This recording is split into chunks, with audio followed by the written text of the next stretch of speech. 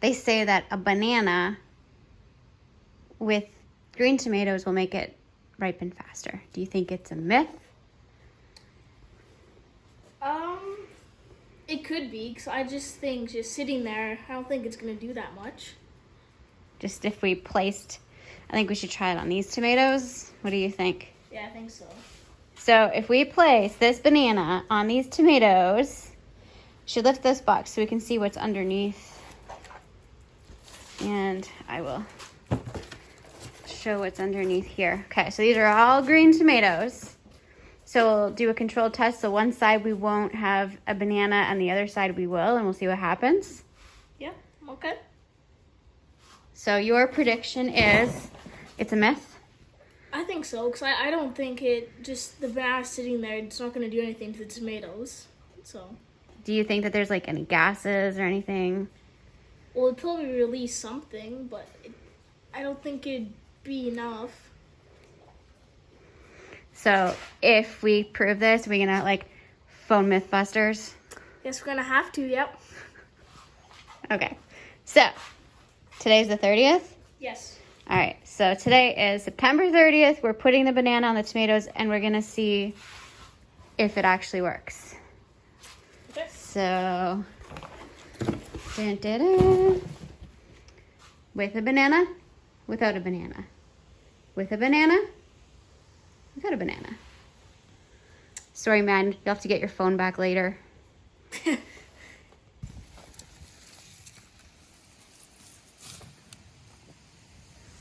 You getting them all? Are you getting them?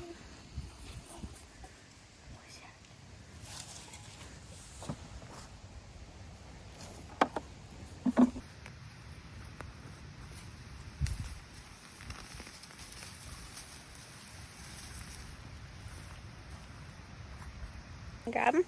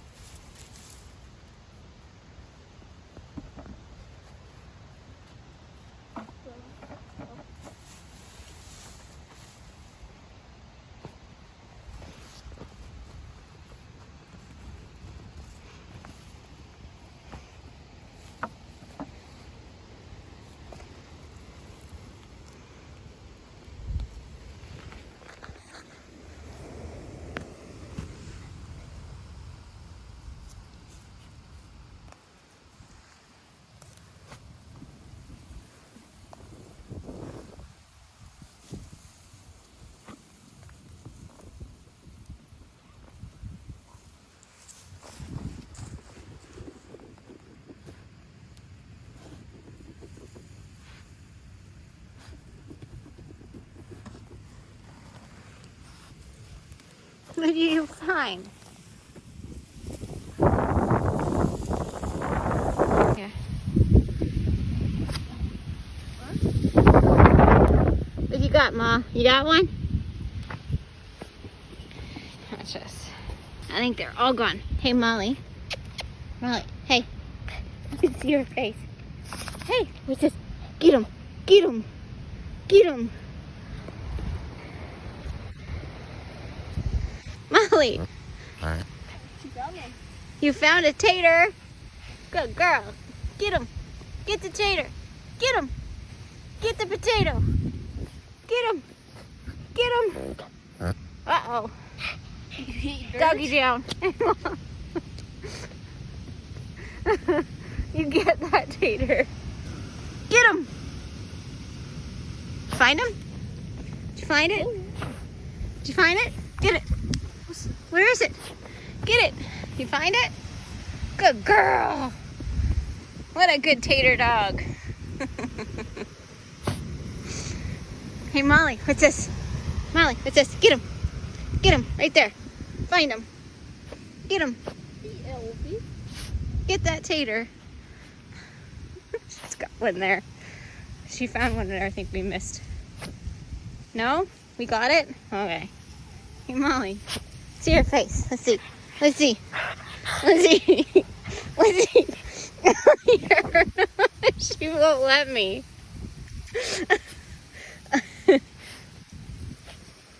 Did we lose more taters? Oh my gosh.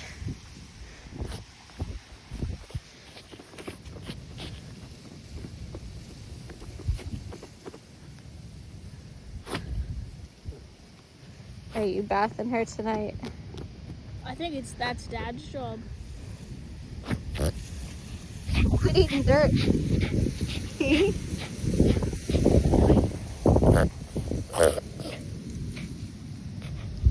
All right, work time.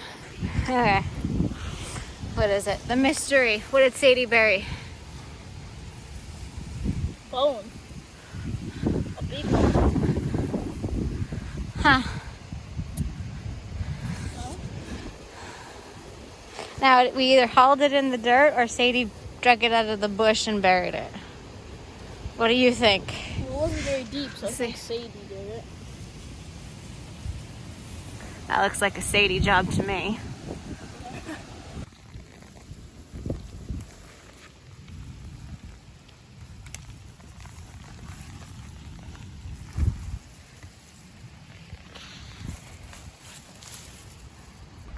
How much do you think it was? Probably about a pound or so. How big is it compared to your face? Pretty much the same size, I guess. Size of my hand. Hey, look. Hey, Special Ned. It's a big potato. Horses don't like the wind either.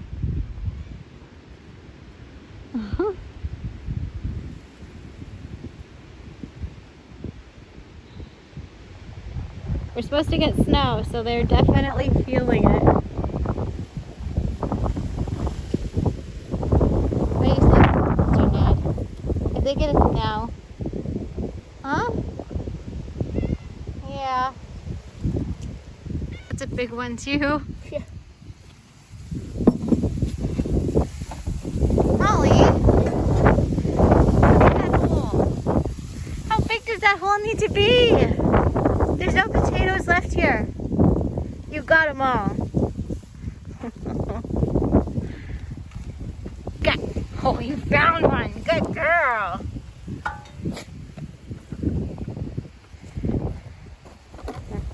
Chess. Did you get one? Where's that one? Get him. Get him.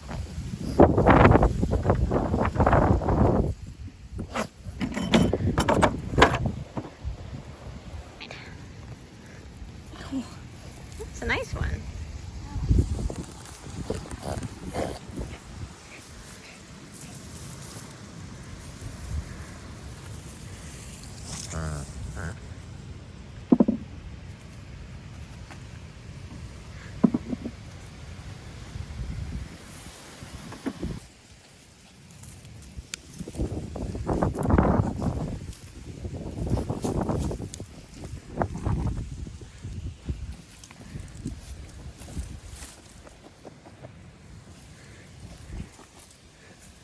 You see, is there more? Good girl.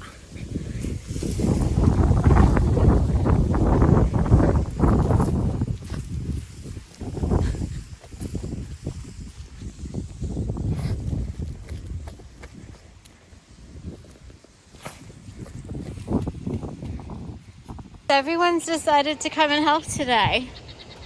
Huh? The whole farm. Everybody. We're just missing the guineas, the horses, and the other two dogs. Hey? What do you think, Ma? Chaz went in. Molly's digging. She thinks we missed one. So she's going back and doing our quality control. The chickens decided we have food. The horses decided, oh, they're not here anymore. But it's so windy.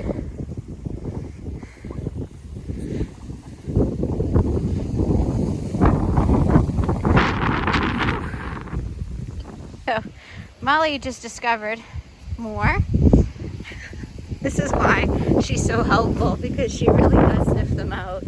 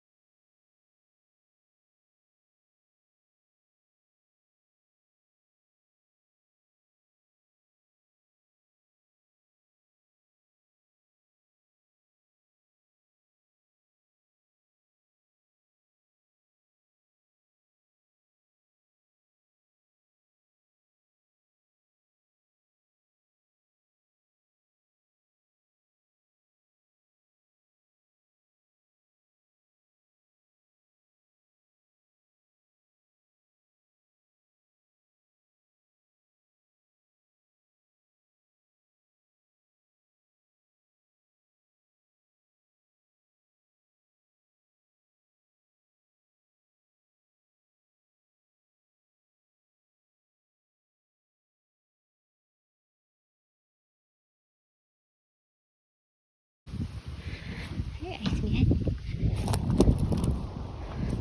girl.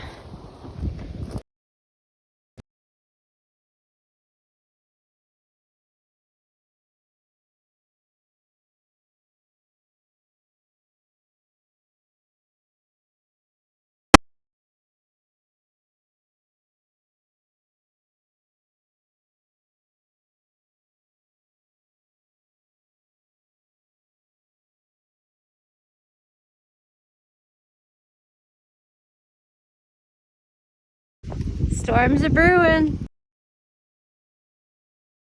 The snow angel tomorrow.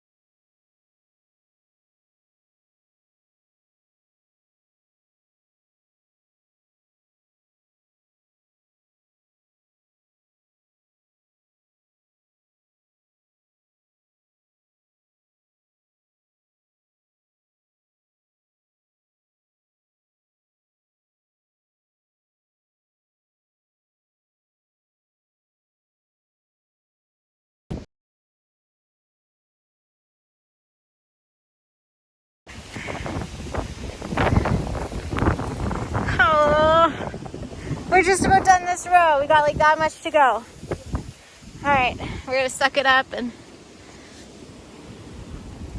it's gonna be nasty. All the chickens are running for cover.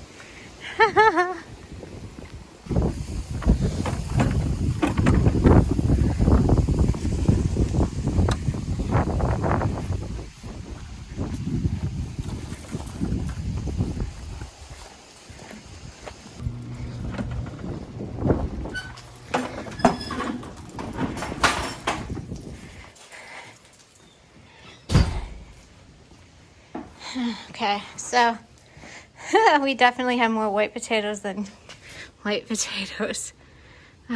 We should have rethunk this. We're gonna need to cover this up with cardboard.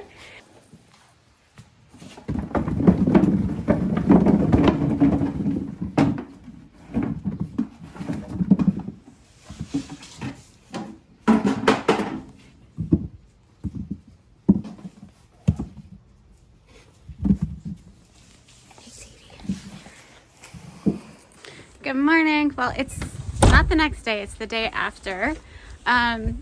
We got most of the potatoes out of the ground. There's a few that I'm going to get today while Chaz is at school, but I wanted to show you what I did with the potatoes that I had accidentally stabbed with my shovel while I was digging them out.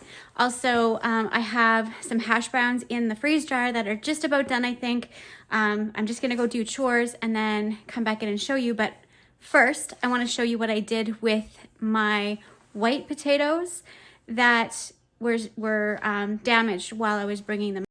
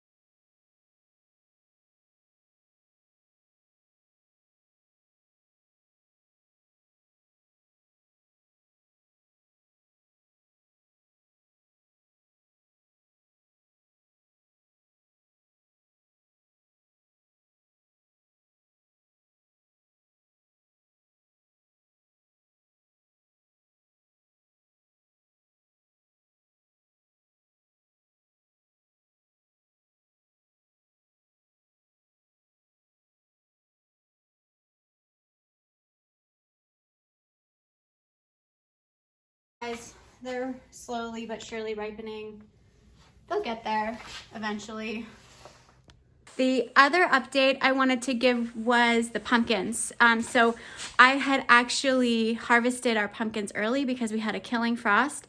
And so I'll show you that on my way to do chores, so then I can show you the potatoes that I preserved in the freeze dryer or dehydration. So we'll go do that, and then yeah, I'll show you the potatoes. It's a little crisp out today. I would definitely say though that I'm really impressed with the delphiniums, the Cupid's darts, and the asters over here. They actually survived a lot of frost. And these glads, these are parrot glads, they handled the frost really well. I'm actually very surprised. So it's probably because they're sheltered, but these are a parrot glad. I got them from Vesties, however you say it. And yeah, they're doing pretty good. So I'm gonna pull those today sometime, get them in storage, but I guess distraction much. I'm going to show you the pumpkins. Oh yeah, these guys, look at them. Garden tour here quickly. They lasted through this frost too a little bit. These are the teddy bear sunflowers. I really like them a lot.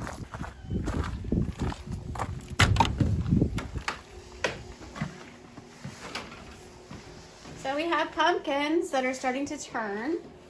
They're starting to get the color, which is exciting. These guys can go into the house. I don't know if you remember when we first harvested them, they had a little bit of orange, but they weren't fully orange, so they are ripening up. the skin is hard, so they can actually go into the car garage where I have my pantry. And then these guys, they're slowly but surely getting there. Pretty excited to have all of these here. Oh, I do also have some peppers that are still producing, so that made me really happy. It's a little crispy out here.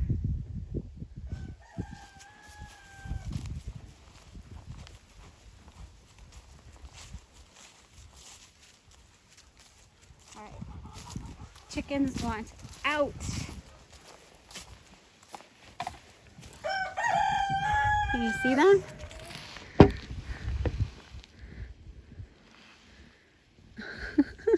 Hi, chickens.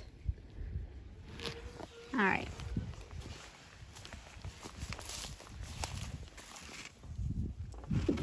Oh, I see some guineas over there. There's the guinea babies. Hi, guys. There's one chicken. Hello.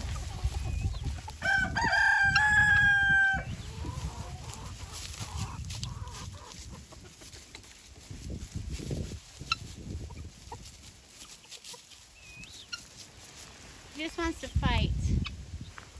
You're a big meanie. You are. Slate, you are a mean, mean, mean guinea. Stop being so mean.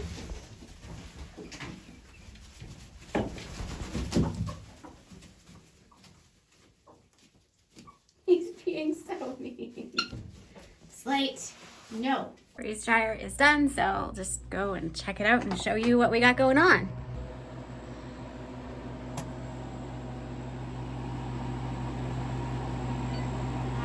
So it says open drain valve. So one of the things that's really important is with this vacuum hose, you always have to open it so you can open the door, but you want to make sure that the hose is not in the water because it'll suck it up. It sucks up the water and then you get water into the chamber. You hear the ice cracking? Alright, so I have a few things kind of going on in here. Alright. So this thing has run for 32 hours. These are really cold trays. So I don't know if we're going to add more time, so it's really important to check it. I want to see how, yeah. They're definitely flaky and done. So these are good. Tomatoes, those look like they're really well done. Now these are basically just hash browns. They're just shredded, just like a regular hash brown, and they're shelf stable. And then this is an experiment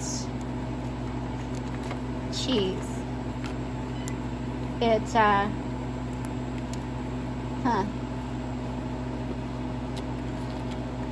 tastes just like cheese. It's like a cheese cracker. Wow. Those are crazy. They taste just like cheese. It's like a cheese cracker. Oh yeah, and there's more mashed potatoes back there. So I'm going to go ahead and defrost. And so it's ready for the next round of food that I'm gonna preserve. So, defrosting. And it just shuts it down. Okay, so I'm gonna pull these out and package them up.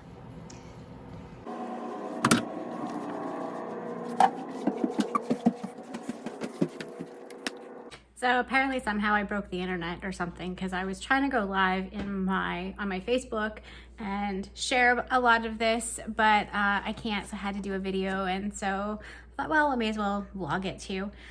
So I wanted to show you some of the stuff that we freeze dried. This is the cheese, and you know what? It really just looks like regular cheese, but listen, it's like crispy. I don't know if you can hear that very well.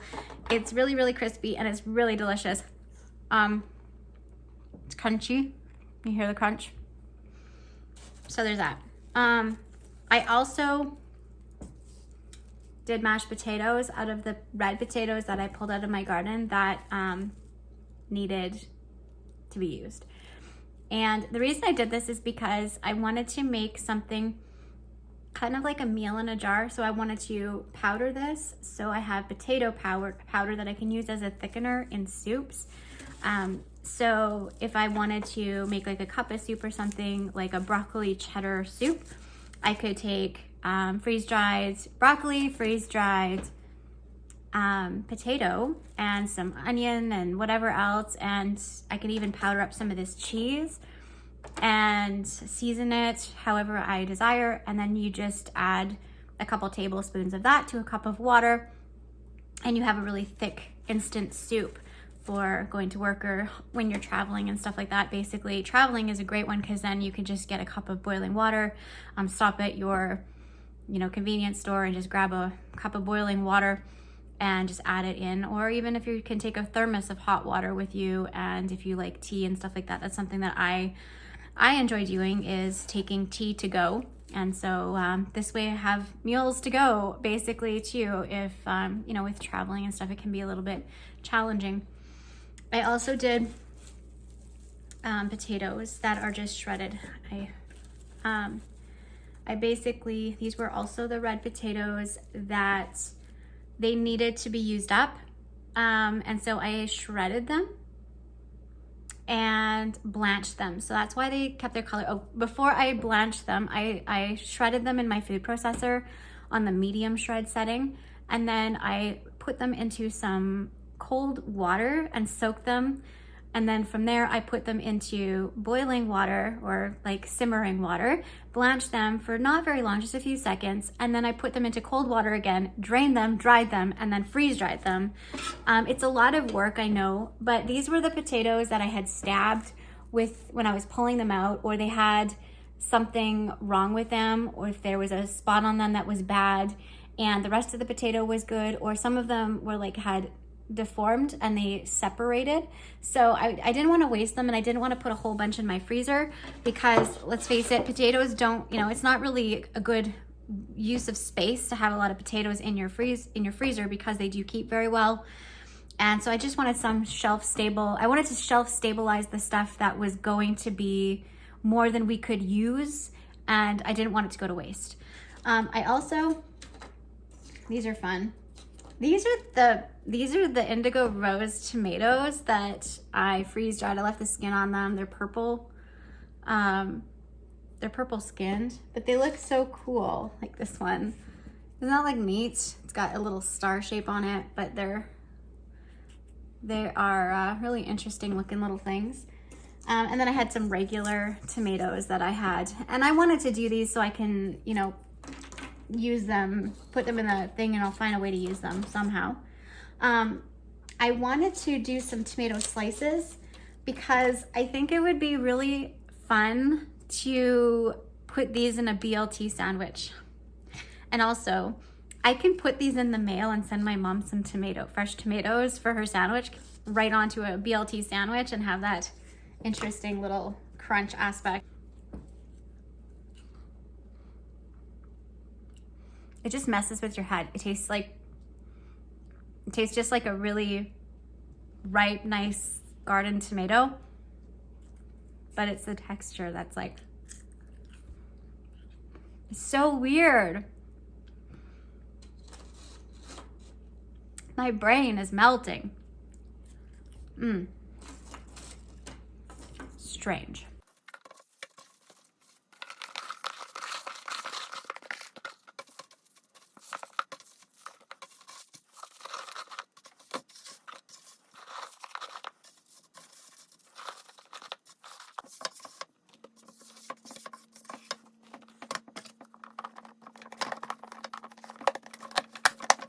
I know someone's gonna ask me where I got these containers, and I just got them on Amazon. I don't have a link or anything, but I like them because all of the containers there's a bunch of different sizes and the lids are all the same. So I find it's very functional and useful to have lids that fit all of them, like every single one. So no more mismatched lids.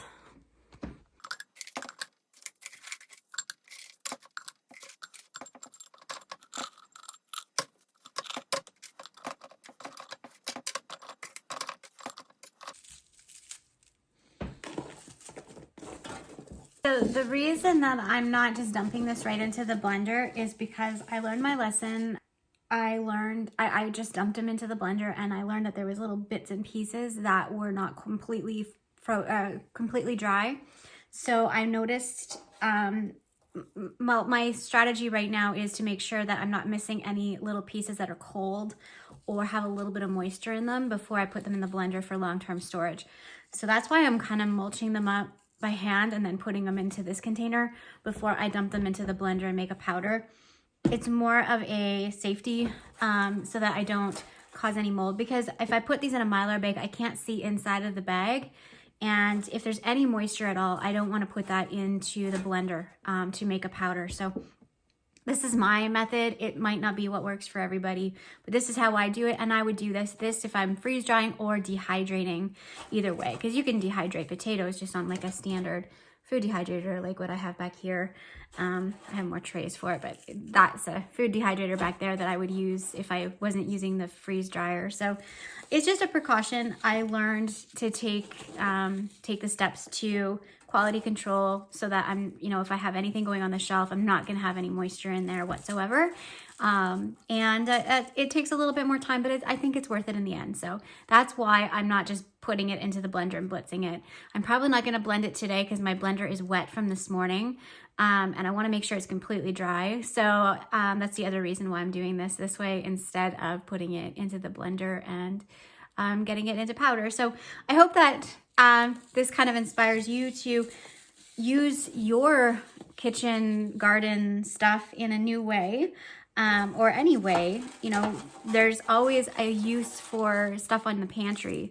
If you know it's there and you're excited to try it and use it, then you're gonna always find something creative to do with it. And so may this inspire you. Thanks for watching. Bye.